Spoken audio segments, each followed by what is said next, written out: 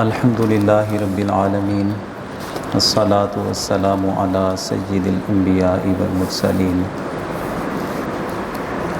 وعلی آلہ واصحابہ وبارک وسلم اجمعین۔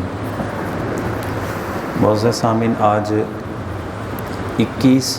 ماہ رمضان المبارک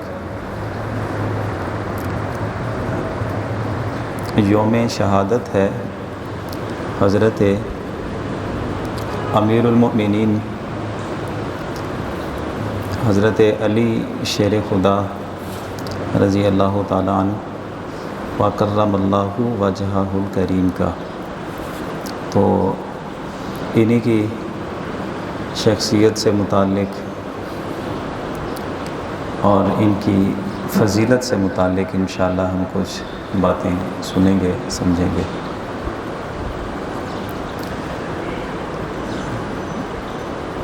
حضور صلی اللہ علیہ وسلم کے اعلان نبوت سے 10 سال پہلے پیدا ہوئے تھے، اور ان کے والد جناب ابو طالب چونکہ مالی لحاظ سے ان کے حالات ٹھیک نہیں تھے، تو حضور صلی اللہ علیہ وسلم نے اپنی کفالت میں ان کو لے لیا تھا، حضرت علی کو، چھوٹی عمر میں تھے۔ اچھا، جب ان کی پیدائش ہوئی تو ہم جانتے ہیں کہ ان کو ان کے پیدا ہونے کے بعد پہلا غسل، یعنی بچے کی پیدائش کے بعد جو نہلانا ہوتا ہے، ان کو پہلا غسل حضور نے اپنے ہاتھوں سے دیا۔ ان کو گھوٹی حضور نے عطا فرمائی، نام حضور نے رکھا۔ چھوٹی عمر تھی جب حضور نے اپنی کفالت میں لے لیا، تربیت، تعلیم، اخلاقیات کی تعلیم، کردار سازی کی تعلیم، ہر چیز کی تربیت حضور صلی اللہ علیہ وسلم نے خود فرمائی تھی۔ اعلان نبوت جب حضور نے فرمایا تو ان کی 10 سال عمر تھی، تو بچوں میں سب سے پہلے انہوں نے دین اسلام قبول کیا، اور ایمان کی حالت میں حضور صلی اللہ علیہ وسلم کے بعد مردوں میں سب سے پہلے اللہ کے حضور سجدہ حضرت علی نے ادا کیا ہے۔ اور جس وقت ہمارے نبی کریم صلی اللہ علیہ وسلم نے صفا پہاڑی پہ کھڑے ہو کے پہلی مرتبہ ایک عام مجمع میں پہلی مرتبہ اپنی نبوت کا اعلان فرمایا تھا، تو اس وقت حضرت علی کی عمر 15 سال تھی کہ ابو لہب نے اور دیگر کفار مکہ نے، مشرکین نے بہت شور برپا کر دیا۔ حضور صلی اللہ علیہ وسلم اپنی باتیں سنا رہے تھے، انہوں نے شور شرابہ ڈال دیا کہ کسی کو سمجھ نہ آئے کہ یہ کیا کہہ رہے ہیں۔ تو اس وقت حضرت علی کی عمر 15 سال تھی۔ لوگوں نے جب انکار کیا تو یہ چھوٹی عمر کا بچہ ابھی کھڑا ہو گیا، کہنے لگے میں جانتا ہوں کہ مجھے آنکھوں کا مرض ہے، میری آنکھیں دکھ رہی ہیں، میں جانتا ہوں کہ میری ٹانگیں ابھی پتلی ہیں، یعنی یہ زمانے کا بوجھ اٹھانے کے قابل نہیں ہے، میرے جسم میں وہ توانائی نہیں ہے، لیکن اس کے باوجود میں اس بات کا اظہار کر رہا ہوں کہ مکہ کا کوئی آدمی بھی اگر حضور کا حامی اور حضور کا ساتھی نہ بنے تو کوئی بات نہیں، میں 15 سال کا بچہ ان کا حامی بن جاؤں گا۔ اس وقت بھی حضور صلی اللہ علیہ وسلم کا ساتھ دینے کا انہوں نے مشرکین مکہ اور جتنے بھی یہ لوگ تھے، سرداران قریش تھے، یہ سارے کھڑے تھے، ان کے سامنے حضرت علی نے اظہار کیا تھا، اور یہ بڑی بات تھی اس وقت۔ پھر ان کی 22 سال کی عمر تھی جب حضور صلی اللہ علیہ وسلم نے ان پہ اعتماد کیا کہ خود آپ ہجرت کر کے مدینہ طیبہ تشریف لے گئے، اپنی امانتیں اور اپنے اہل خانہ کو سب کو مدینہ طیبہ لانے کے لیے انہی کی ذمہ داری آپ نے لگائی تھی۔ اور 23 سال کی کم و بیش عمر تھی، 23 ساڑھے 23 سال، غزوہ بدر کا جب واقعہ پیش آیا تھا، تو اس وقت آپ کی بہادری کی وجہ سے حضرت جبریل امین نے اللہ کی طرف سے آ کے تو حضور صلی اللہ علیہ وسلم کو یہ بشارت سنائی تھی کہ لا فتح الا علی ولا سیف الا ذوالفقار، کہ جوان آج دیکھا ہے تو وہ علی کو ہی دیکھا ہے، اور اگر آج تلوار کوئی چلتی ہوئی دیکھی ہے تو وہ علی کی تلوار ذوالفقار ہی چلتی ہوئی دیکھی ہے۔ تو وہاں سے لا فتح الا علی جو ہمارے عموماً ایک نعرے میں بھی جملہ استعمال کیا جاتا ہے، یہ اس وقت حضرت جبریل امی نے حضور صلی اللہ علیہ وسلم کو آ کے بتایا تھا، اور کم و بیش کوئی 24 سال کی عمر تھی کہ جب ان کا نکاح حضرت سیدہ زہرا بطول رضی اللہ عنہا کے ساتھ ہوا، تو اس وقت بھی انہوں نے حضرت ام سلمہ رضی اللہ تعالیٰ عنہ کے واسطے سے حضور سے بات کی تھی اپنے رشتے کی۔ حضور صلی اللہ علیہ وسلم نے صحابہ کرام کا بڑا ایک مجمع اکٹھا کیا، اس کے سامنے آپ نے اعلان کیا کہ جبریل امی نے آ کے مجھے یہ اطلاع دی ہے کہ میرے رب کا یہ حکم ہے کہ آسمانوں پہ تو حضرت علی کا اور فاطمہ الزہرا کا نکاح ہو چکا ہے، ایک دنیا کے جتنا دستور ہے تو اس دستور کے مطابق بھی آپ حضرت علی کا اور فاطمہ کا نکاح کر دیں۔ تو وہ ایک جو ایک لوگوں کا انسانوں کا دستور ہوتا ہے اس کے مطابق پھر نکاح کیا گیا۔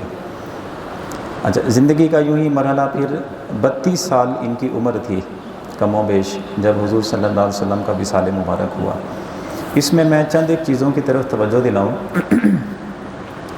ایک تو یہ ہے کہ ان کو حضور سے محبت بڑی تھی، اور کیوں نہ محبت ہوتی، اپنے ہاتھوں میں پالا ہوا تھا، خود ان کو بولنا سکھایا، خود ان کو تہذیب سکھائی، خود ان کو تعلیم ارشاد فرمائی، اور پھر حضور صلی اللہ علیہ وسلم کا خاندان تھا۔ حضور نے فرمایا کہ میں اور علی ایک ہی ٹہنی سے ہیں، درخت نیچے ایک ہی ہے اور ہم اسی آگے ٹہنی کی 2 شاخیں ہیں، یعنی بنو ہاشم قبیلہ ہے تو ایک ٹہنی سے حضرت علی ہیں اور ایک ٹہنی سے حضور سید عالم صلی اللہ علیہ وسلم ہیں، اور دونوں کا دادا بھی ایک ہے۔ تو اس لیے فرمایا کہ میں اور علی ایک ہی ٹہنی سے ہیں، اور ایک جگہ فرمایا کہ میں اور علی ایک ہی نور سے ہیں، نور کا لفظ بھی ارشاد فرمایا۔ پھر آپ نے یہ بھی ارشاد فرمایا کہ علی مجھ سے ہے اور میں علی سے ہوں۔ یہ کمال محبت کی علامت ہوتی ہے کہ بندہ اپنا آپ کسی کے سپرد کر دے کہ میں علی سے ہوں۔ مطلب یہ ہے کہ میرا تعارف اگر تم دیکھنا چاہتے ہو یا میری رضا، میری خوشنودی حاصل کرنا چاہتے ہو تو علی کو خوش رکھنا اور اس کے ساتھ تعلق نبھانا، اس کے ساتھ محبت اور ادب اور احترام کا رشتہ قائم رکھنا، اس سے تمہیں حضور صلی اللہ علیہ وسلم کی ذات تک جو رسائی ممکن ہو جائے گی۔ اور پھر ہم دیکھتے ہیں کہ بہت ساری ایسے اور بھی ان کی شان میں باتیں ملتی ہیں۔ حضرت عبداللہ ابن عباس کہتے ہیں کہ جتنی آیتیں حضرت علی رضی اللہ تعالیٰ عنہ کے حق میں نازل ہوئیں ان کی فضیلت میں، اتنی کسی اور صحابی کے بارے میں نہیں ملتی۔ اور پھر حضور صلی اللہ علیہ وسلم کو کتنی محبت حضرت سیدہ فاطمہ الزہرا سے حضور نے فرمایا کہ اے فاطمہ، اللہ نے اس روئے زمین پہ 2 مردوں کو چن لیا ہے۔ تو کہتی ہیں حضور وہ 2 مرد کون سے ہیں؟ فرمایا کہ ایک تیرا باپ ہے اور ایک تیرا شوہر ہے، ان 2 کو اللہ نے چن لیا ہے۔ یہ مقام و مرتبے کی طرف اشارہ ہے، اللہ تعالیٰ کے قرب خاص کی طرف اشارہ ہے۔ حضرت ام المومنین عائشہ صدیقہ کہتی ہیں رضی اللہ عنہا کہ حضور نے ان سے فرمایا کہ علی سید العرب ہے، سید العرب ہے۔ وہ پوچھتی ہیں حضور علی سید العرب ہے تو آپ کیا ہیں؟ تو حضور نے فرمایا میں تو سید الخلق ہوں، یعنی پوری روئے زمین کی پوری مخلوق کی سرداری اللہ نے مجھے عطا فرمائی ہے، اور عربوں کی سرداری اللہ نے علی کو عطا فرمائی ہے۔ اور گھرانہ دیکھیں کہ جن کے ہاتھوں میں پلے ہیں وہ سید الخلق ہیں، جو ان کے نکاح میں آتی ہیں وہ سیدۃ نساء اہل الجنہ ہیں، اور اللہ نے جو اولاد عطا فرمائی ہے وہ سیدہ شباب اہل جنہ ہے۔ اسی لیے حضور صلی اللہ علیہ وسلم نے حضرت علی سے پوچھا تھا، علی تم نے روئے زمین پر ہر گھرانہ دیکھا ہے، ہر شخص کو دیکھا ہے، تو ہمسا اگر کوئی دیکھا ہے تو اس کے بارے میں بھی بتاؤ نا۔ تو حضرت جبریل امی کہتے ہیں کہ حضور میں نے اس روئے زمین کو الٹ پلٹ کے دیکھا ہے، کھنگال کے دیکھا ہے، میں نے ہر نبی کا حسن دیکھا، ہر نبی کے کمال دیکھے، ہر نبی کا گھرانہ دیکھا، بہت کچھ دنیا میں دیکھا ہے، لیکن اگر مجھ سے پوچھا جائے تو میں یہی کہوں گا کہ حضور جیسے آپ ہیں ایسا تو میں نے کوئی نہیں دیکھا،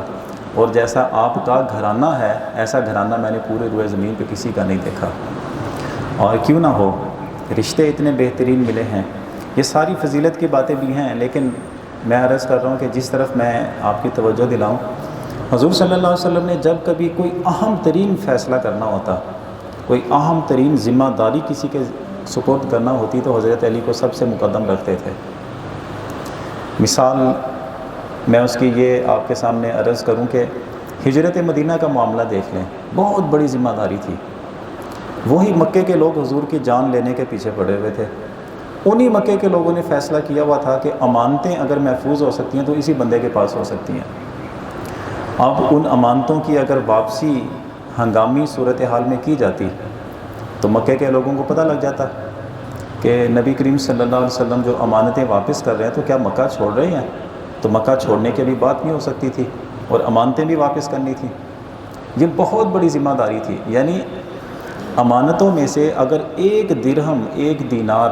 ایک ذرہ برابر بھی کوئی چیز آگے پیچھے ہوتی تو یہ براہ راست اعتراض ہونا تھا حضور کی ذات پہ، لیکن حضور نے اعتماد کیا حضرت علی پہ۔ عمر کتنی تھی ابھی عمر کتنی ہے؟ 22 سال کی تقریباً عمر ہے۔ اس قدر حضور نے اعتماد کیا،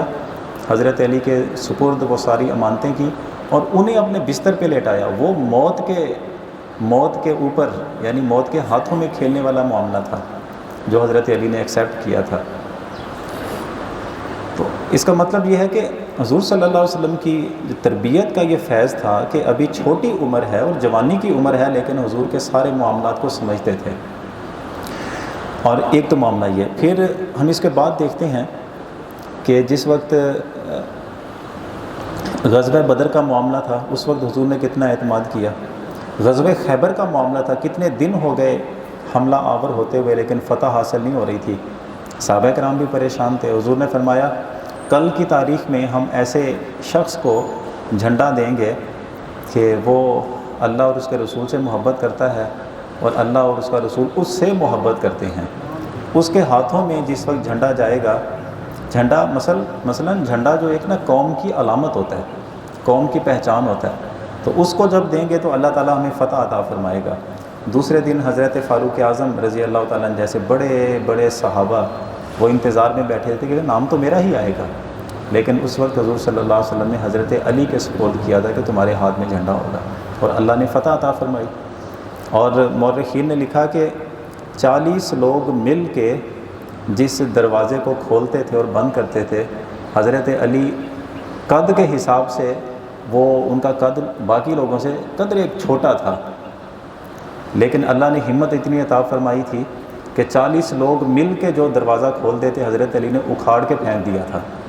اور مسلمان فاتحانہ انداز میں خیبر میں داخل ہو گئے تھے۔ یہ بہت بڑی ذمہ داری تھی۔ پھر گورنر یمن جب فتح ہوا تو سب سے پہلے گورنر حضرت علی رضی اللہ تعالیٰ عنہ کو وہاں پہ تعینات کیا گیا، اور حضور صلی اللہ علیہ وسلم کا خود اپنا وصال مبارک جب قریب تھا تو حضرت علی کی ذمہ داری لگائی گئی کہ جب تم دنیا میں آئے تھے تمہارا پہلا غسل حضور نے فرمایا میرے ہاتھوں سے تھا، جب میرا وصال ہو جائے تو میرا آخری غسل تیرے ہاتھوں سے ہونا چاہیے۔ اور حضور نے اس کی وجہ بھی بتائی کہ غسل دیتے ہوئے اگر کسی کی نگاہ میرے ستر پہ پڑ گئی،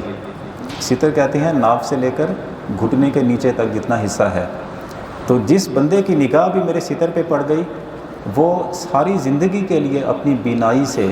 یعنی آنکھیں اس کی ختم ہو جائیں گی، وہ دیکھ نہیں سکے گا، نابینا ہو جائے گا، سوائے علی تیرے، تو دیکھ لے گا، اللہ تمہیں سلامت رکھے گا۔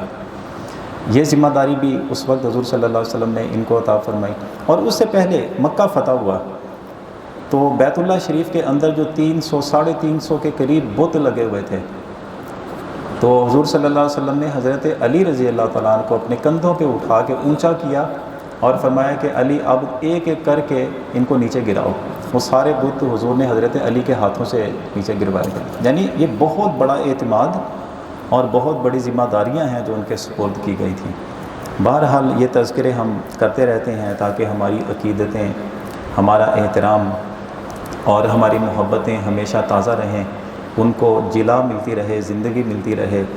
اور یہی یقیناً ہستیاں ہیں، اگرچہ ہمارے تذکروں کی محتاج نہیں ہیں، یقیناً ہمارے تذکروں کی محتاج نہیں ہیں، اللہ رسول نے بڑا مقام ان کا بلند کیا ہے۔ تاہم ہم جو تذکرہ کرتے ہیں اس لیے کہ ہمیں بھی جو آخرت کا کچھ توشہ ہے، آخرت کا کوئی سامان ہے وہ نصیب ہو جائے۔ اب آخر میں یہ بات بھی عرض کر دوں کہ بہت سارے لوگ پوچھتے بھی ہیں کہ ان کا مزار مبارک کہاں ہے حضرت علی کا، تو یاد رکھیں کہ ہاتھ رکھ کے آپ تعیین کے ساتھ یہ نہیں کہہ سکتے کہ یہ قبر انور یہ حضرت علی شیر خدا کی ہے۔ یہ قدرت کی طرف سے فیصلے ہوئے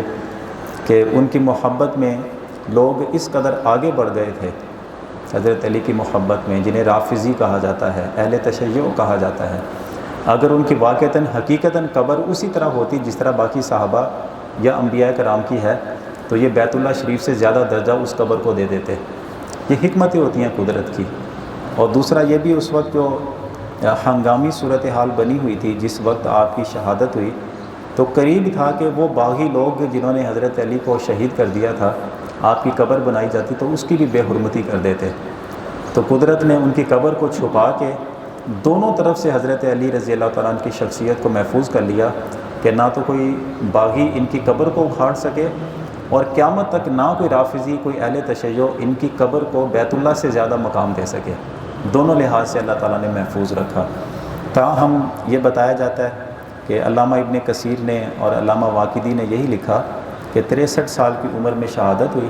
اور کوفے کا دارالامارہ ہے، وہاں پہ آپ کی تدفین ہوئی، لیکن یہ کسی کو معلوم نہیں ہے کہ وہ قبر کون سی ہے۔ حضرت امام باقر رضی اللہ تعالیٰ عنہ نے اتنا صرف اشارہ کیا کہ 63 سال کی عمر میں شہادت ہوئی، کوفے میں ان کی تدفین ہوئی ہے۔ وہ کس جگہ پہ ہوئی اس کا علم انہوں نے بھی آگے لوگوں کو نہیں دیا۔ امام جعفر صادق رضی اللہ تعالیٰ عنہ سے پوچھا گیا، انہوں نے فرمایا صرف تھوڑا سا اشارہ کر دیا کہ وہ جو کوفہ کی جامع مسجد ہے تو اس کے سامنے ان کی تدفین ہوئی ہے، لیکن ہاتھ رکھ کے بتانا کہ یہ قبر انور حضرت علی کی ہے یہ نہیں بتایا۔ اس کی حکمت کیا ہے وہ میں نے آپ کے سامنے عرض کر دی۔ تو 40 سنہ ہجری میں 63 سال کی عمر میں شہادت ہوئی، 3 سال اور 9 مہینے تقریباً آپ کا دور خلافت ہے۔ شہادت ہوئی تو حضرت امام حسن مجتبیٰ رضی اللہ تعالیٰ عنہ اس وقت وہاں پہ موجود تھے، انہوں نے ہی آپ کی نماز جنازہ ادا کرائی تھی، اور اس کے بعد رات کے اندھیرے میں واللہ عالم، اللہ ہی خوب جانتا ہے، بہتر جانتا ہے کہ آپ کی قبر انور کہاں ہے۔ اللہ تعالیٰ حضرت کے درجات میں مزید بلندیاں عطا فرمائے، اور ان پاکیزہ اور